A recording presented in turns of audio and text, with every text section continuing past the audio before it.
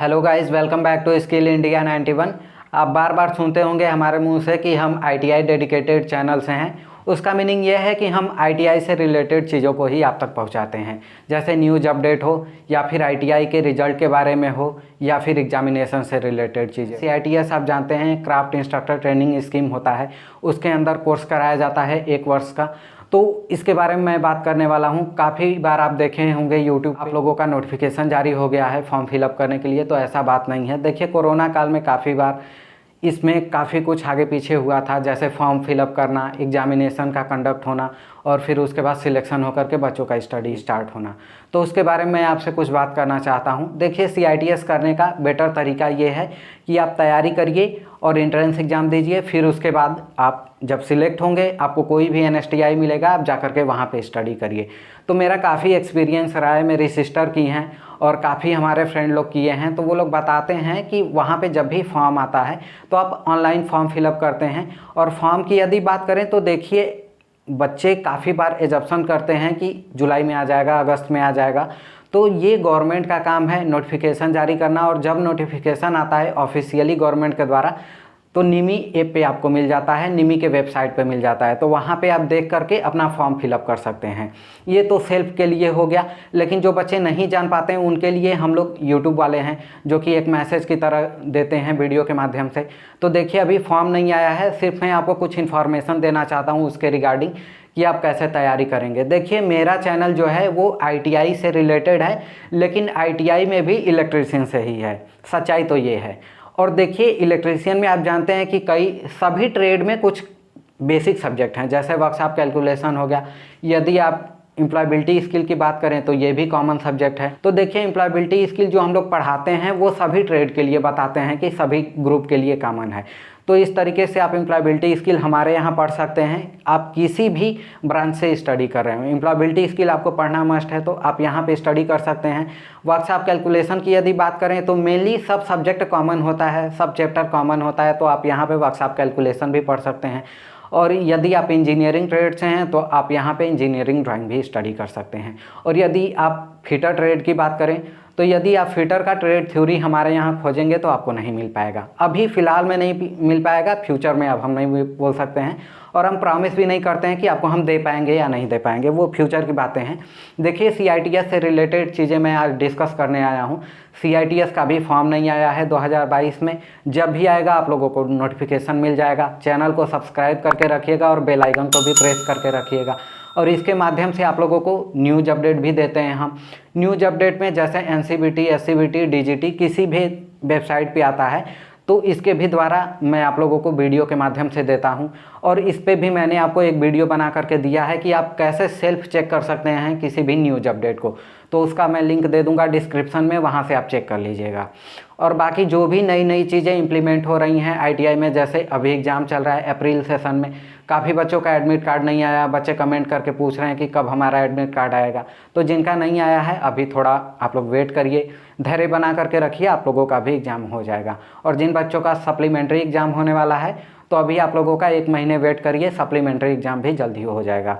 आप जानते हैं कि ITI में काफ़ी कुछ बदल गया है, बच्चों को प्रमोशन मिल गया, बच्चे पास कर गए, और कुछ बच्चों का कंसोलिडेट मार्कशीट भी आ गया है, कुछ बच्चों का नहीं आया है। तो जिनका नहीं आया है वो अपने कॉलेज से संपर्क करें, और जिनका आ गया है वो अप्रेंटिसशिप के लिए अप्लाई कर सकते हैं। BLW का मैंने आपको एक नोटिफिकेशन दिया था, उसके बारे में आपको कंप्लीट नोटिफिकेशन में बताया समझाया कि कितना पोस्ट है। BLW आप जानते हैं कि काफ़ी रेप्यूटेड है, बनारस में वो स्थित है, उसका वर्कशॉप, वहाँ से आप करते हैं तो आपको काफ़ी अच्छा बेनिफिट मिलता है रेलवे में, और उसके माध्यम से आपको रेलवे में एंट्री काफ़ी ईजिली मिल जाता है किसी भी पोस्ट पे।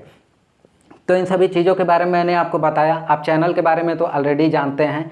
और एक चीज़ मैं आपको क्लियर कर दूं कि आपको यहाँ पे सिर्फ इलेक्ट्रीशियन की ही चीज़ें मिल पाएगा, और अन्य चीज़ों के लिए यदि आप जुड़ना चाहते हैं तो आप गलत हैं, आपको नहीं मिल पाएगा। यदि कॉमन सब्जेक्ट है तो आप यहाँ पे स्टडी कर सकते हैं।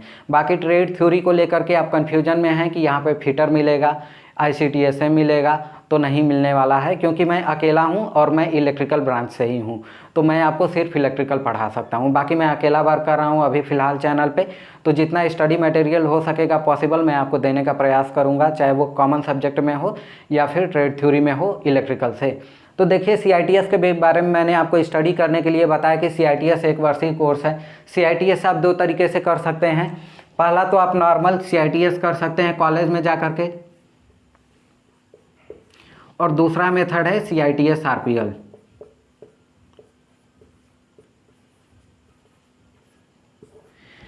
आप फर्स्ट वाले के बारे में तो जानते होंगे कि इसका फॉर्म आता है, यहाँ पे आप एंट्रेंस देते हैं। एंट्रेंस देने के बाद आपका मेरिट बनता है, मेरिट के बाद आपका सिलेक्शन होता है। ये तो अलग प्रोसीजर है। लेकिन देखिए एक CITS RPL है। CITS RPL स्पेशल केस के लिए है। जैसे CITS आप 2 तरीके से कर सकते हैं। यदि आप स्टूडेंट हैं तो इस मेथड से करें। यदि आप कहीं पे कार्य कर रहे हैं, एम्प्लॉई हैं, यदि आपका उम्र 25 साल है, देखिए कंडीशन ध्यान से सुनिएगा, एज 25 साल होना चाहिए और आपके पास 3 साल का एक्सपीरियंस होना चाहिए। 3 साल का एक्सपीरियंस का मीनिंग ये है कि यदि आप बीटेक किए हैं तो भी 3 साल आप कुछ ना कुछ किए हों अपने फील्ड में, रिलेटेड ट्रेड में। जैसे आप इलेक्ट्रिकल से हैं तो इलेक्ट्रिकल में बीटेक करने के बाद 3 साल कहीं पे कार्य किए हों या फिर कार्यरत हों। तो देखिए इसके माध्यम से इसे डिस्टेंस बोल सकते हैं। डिस्टेंस लर्निंग प्रोग्राम का आप नाम सुने होंगे, DLP। इसके माध्यम से आपको जैसे घर पे बैठे हैं या फिर किसी ऑफिस में काम कर रहे हैं, कहीं पे इंगेज हैं और आप इंस्ट्रक्टर बनना चाहते हैं तो आप ये कोर्स कर सकते हैं घर पे बैठे बैठे। यहाँ पे आपको कंप्लीट स्टडी मटेरियल प्रोवाइड करता है कॉलेज। आपको कहीं पे कॉलेज अलॉट होता है तो वहाँ से आपको स्टडी मटेरियल मिल जाता है, टीचर्स का गाइडेंस मिलता है कम्प्लीटली। तो यहाँ पे आप स्टडी करते हैं और इसके माध्यम से पेपर दे करके, देखिए दोनों का CITS और CITS RPL ये दोनों कॉमनली देखा जाए तो एक ही है। मेथड सिर्फ करने का 2 अलग अलग है। यहाँ पे जो आपको सर्टिफिकेट मिलेगा दोनों का कॉमन होगा, CITS हो या CITS RPL हो। बस दोनों में डिफरेंस ये है कि CITS स्टूडेंट करते हैं और जैसे आप इलेक्ट्रीशियन से हैं तो आप पास होने के तुरंत 1 साल बाद, जैसे आप 21 में पास हुए हैं तो 22 में अप्लाई कर सकते हैं। यदि आप अपीयरिंग कैंडिडेट नहीं हैं तो आप एंट्रेंस देंगे, मेरिट बनेगा, सिलेक्शन होगा, आप वहाँ पे जाकर के किसी NSTI में स्टडी कर सकते हैं। जबकि CITS RPL में आपका उम्र 25 वर्ष होना चाहिए, 3 साल एक्सपीरियंस होना चाहिए, कहीं पे आप कार्यरत हों, किसी बिजली विभाग में हो या फिर आप सिविल इंजीनियर हो, किसी भी ब्रांच में कर सकते हैं, उसके लिए कोई रोक टोक नहीं है। आप जानते हैं कि CITS 32-33 ट्रेड में होता है, तो जो आपका रिलेटेड ट्रेड होगा उसमें आप कर सकते हैं। कंडीशन सिर्फ यही है कि आप कहीं ना कहीं काम करते हों और 25 साल आपका एज होना चाहिए। बाकी स्टूडेंट यदि करना चाहें तो स्टूडेंट भी कर सकते हैं, लेकिन उनको वेट करना होगा। तो स्टूडेंट आप जानते हैं कि ITI 17 साल 18 साल में बच्चे स्टार्ट कर देते हैं, तो 18 साल यदि कर लेते हैं 18 के बाद तो 25 जाने के लिए काफ़ी समय लग जाएगा। तो वो ये मेथड अप्लाई करते हैं। यहाँ पे आप कर सकते हैं ईजिली। CITS RPL वो लोग करते हैं जो कहीं पे एम्प्लॉई हैं, कहीं काम कर रहे हैं, वो इस मेथड का यूज़ नहीं कर सकते हैं क्योंकि उनको जॉब लेफ्ट आउट करना होगा यहाँ पे। और यहाँ पे क्या है कि आप अपना जॉब भी कर रहे हैं, साथ में ये कोर्स भी कर रहे हैं साथ ही साथ। तो देखिए ये दोनों मेथड मैंने आपको बता दिया। अभी इसका फॉर्म नहीं आया है CITS के लिए, आप कन्फ्यूज़ ना होइएगा। मैंने देखा आशीष करके कोई चैनल है यूट्यूब पे, वो हमेशा डालता रहता है कि अब आ गया है, देख लो देख लो, तो वो गलत चीज़ें हैं। आप लोग जानते हैं उस चैनल के बारे में तो उसको ज़रूर अनसब्सक्राइब कर दीजिएगा, क्योंकि मैं बताता हूँ कि आप किसी अच्छे चैनल को सब्सक्राइब करिए जो आपको सही नॉलेज देता हो, भटकाता ना हो। तो इस तरीके से आप सही नॉलेज वाले व्यक्ति को ही कांटेक्ट में रखिए, उसके चैनल को सब्सक्राइब करके रखिए। और मैंने आपको बता ही दिया कि हम लोग इलेक्ट्रीशियन वाले ही हैं और इलेक्ट्रिकल ब्रांच से हैं, तो सिर्फ आपको यही मटेरियल प्रोवाइड कर सकते हैं। इतना ही मैसेज देना था। बाकी यदि आपको कोई और प्रॉब्लम होगा, इसमें क्या सिलेक्शन क्राइटेरिया है, क्या पढ़ना होगा, और साथ ही साथ मैं आपको थोड़ा सा और बता दूं, मैंने एक शॉर्ट वीडियो के माध्यम से आप लोगों को चैप्टर भी बताया था कि यदि आपको तैयारी करना है CITS के लिए तो क्या क्या पढ़ना होगा।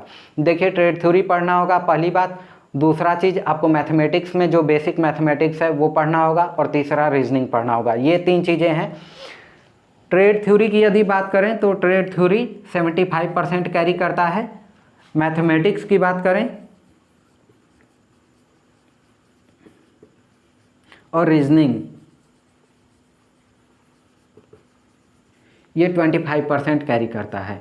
तो आप सोच लीजिए ट्रेड थ्योरी आप तैयार करेंगे तो 75% और मैथमेटिक्स और ये रीजनिंग 25%। तो आप अपनी तैयारी देख लीजिएगा। मैथमेटिक्स बहुत ही बेसिक होता है और रीजनिंग कोई भी बच्चा कर लेगा।